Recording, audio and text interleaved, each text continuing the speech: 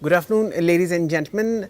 Welcome back to Business Today Television. In our ongoing coverage with live stock markets, we are on T-1 as far as the weekly expiry of Nifty is concerned, which is tomorrow, Thursday, and there is a nice light shade of green across the market.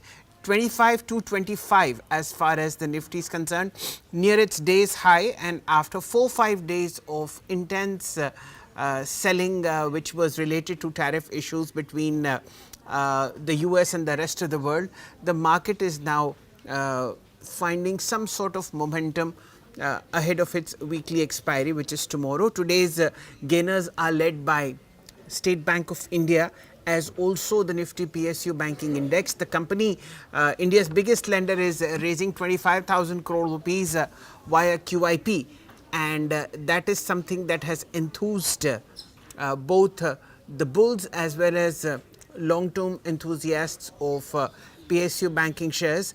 You have a very strong move coming into the Nifty PSU Banking Index, which actually is up 2%. It's the top gainer, 7281 for you, and at this point of time all 12 of the constituents of the Nifty PSU Banking Index are in the green, and the rally is led not only by State Bank of India, but small and medium sized banks are also doing pretty well. You have Indian Overseas Bank up 2.7% at 40.1. Punjab and Sindh Bank has gained 2.6% at 33 rupees, and you have a lot of nice volume getting built into the market. So Punjab Sindh Bank has 42 lakh shares that have been traded.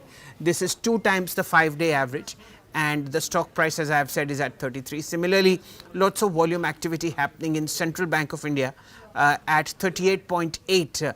The counter is up 1.3. and about 2 times the 5-day average has been traded on State Bank on Central Bank of India. The top man, SBI, 2% higher, 832.80 for you. This is a space where a lot of money is coming in. State Bank of India obviously raising funds for further deployment. It sees a lot of credit demand getting built into the system, and the price that you see at the moment is the highest since 16th of December. 833 is what we saw in the week that ended on 16th of December. So it's a nice 8-month high as far as prices are concerned. Strong volumes on State Bank of India as well.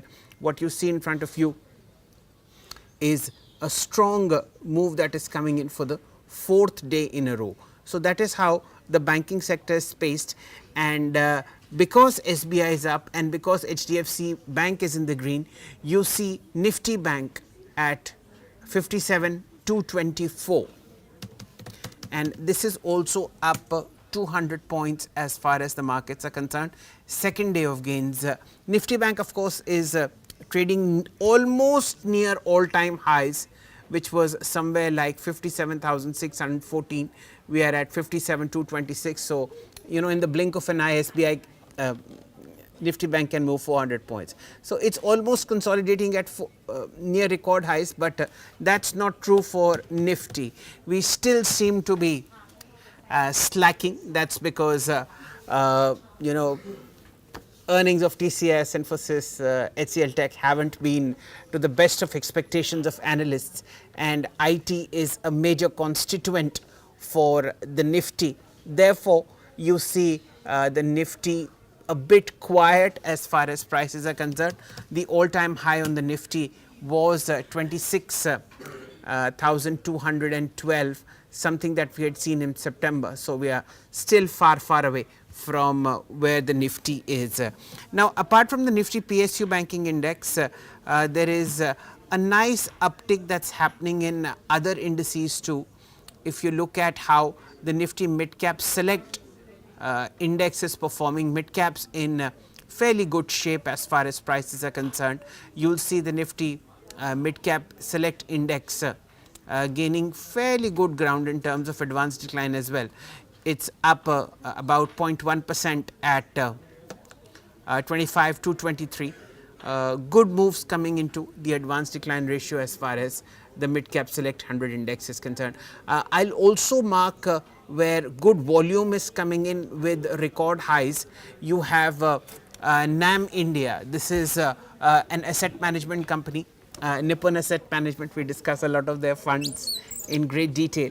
Up 2.1% at 863, a fresh record high. And while we are at NAM India, I'll also request the PCR to kindly show us the chart of the PSU Banking ETF, PSUBs, if we can. This is a long-term ETF that we've often discussed people should invest in, and this is something that's done extremely well if you've invested in it. I'm just checking with the PCR if we can show it. It is also a product of Nippon India Asset Management, and there you have it, 81.28. This is the easiest and the best way to play the PSU banking story of great dividend yields, rising credit growth, nice uptick in profit and net interest margin over the last many quarters. What you see in front of you again is the highest level that we've seen in this particular ETF since 2nd of August 2024. So it's an 11-month high as far as the Nippon India PSU Banking ETF is concerned, and it's one of those evergreen ETFs that we've recommended at many instances. In March, when the markets reversed from a medium term low, the Nippon India PSU Banking Index ETF was quoting at, you will not believe, 61 rupees. It's now at 81 in a span of 4 months. So 20 on 61 is an easy 30% return in an ETF. So you should know when to buy what and how long to keep. So let's see how the response on the SBI QIP is. I'm sure it's going to be phenomenal. The other stock to watch, ladies and gentlemen, is Patanjali, a diversified FMCG major that's up 4.9% today on expectations of a bonus. It's bouncing very sharply off its 200-day moving average today.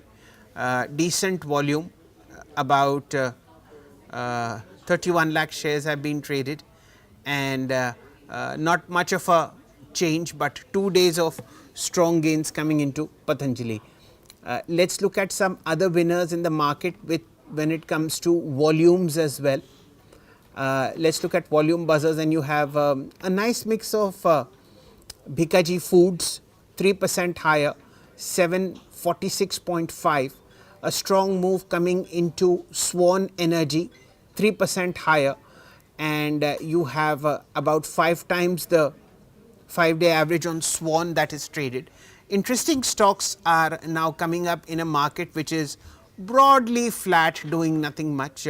Today's top traded counter, you won't believe, is Network 18. We normally don't discuss this stock for 2 reasons. One, it's a part of a media setup, so we generally don't prefer to discuss media companies on air. And second is that the earnings were out. So 15% higher on Network 18, a stock that has not created much wealth over the last 5-7 years. Be that as it may, it's the top traded counter. Volumes are low overall in the broader market, but in context of Network 18, about 1460 crores worth of shares have been traded, and that's how the setup is for the market at the moment. So a mild green tick in the Nifty, and that's because we've seen 4 or 5 days of successive selling, and this selling came after the Nifty consolidated for a very long while. So it broke down the channel, and that's happening because there seems to be little or no progress in the public eye as far as the US-India trade deal is concerned. On the contrary, the US has gone ahead and imposed unilateral increase in tariffs on EU, on Japan, on Mexico, on Canada. It's threatened other nations to impose tariffs, and that has sort of vitiated the sentiment in the market. So people have gone towards defensives. They've booked profits on momentum stocks, they've booked profits on many other sectors, and gone into pharma and FMCG. So if you look at the 5, 7, 10-day picture of the Nifty Pharma Index, you will see lots of gains. FMCG is doing well.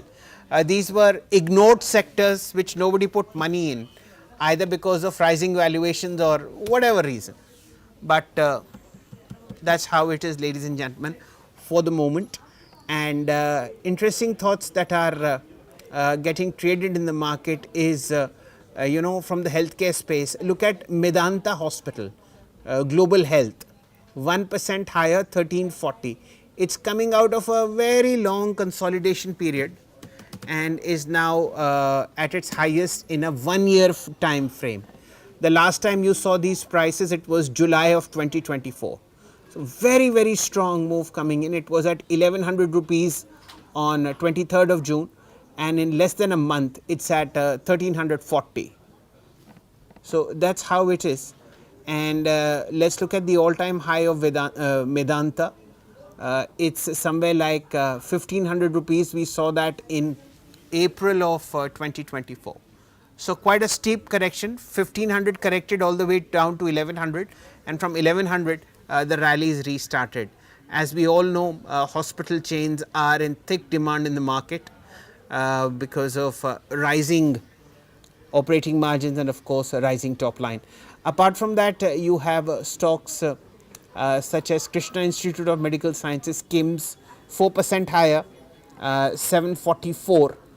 You have HDFC MC giving company to NAM India. Both of them are rivals as far as getting hold of investor money is concerned in managing in wealth and mutual funds. So both of these companies, HDFC, AMC, 1% higher today, fresh 52-week high, and NAM India up 3-4% at a record high as far as prices are concerned. We would know earlier in July we came to know that the level of monthly SIPs is now at a record 27,000 crores a month. And both these AMCs have great outperformers in terms of long-term wealth creators. With Nippon Life, yesterday we discussed the small cap index. With HDFC, we often discuss the flexi cap fund.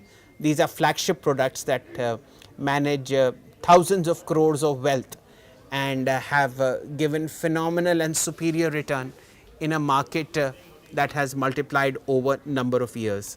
Be that as it may, so that's the structure of the market as of now. Quiet trade, individual stock performances being highlighted.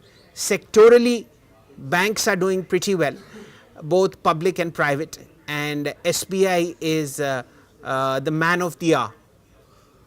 QIP today or maybe later this week, 25,000 crores is what SBI is striving to raise, and it will raise it very, very easily. So let's see who the new investors are. But for the moment, that's the structure of the market, ladies and gentlemen. Quiet, modest, unassuming trade on T-1 a day before the weekly expiry of the Nifty. Thank you for watching.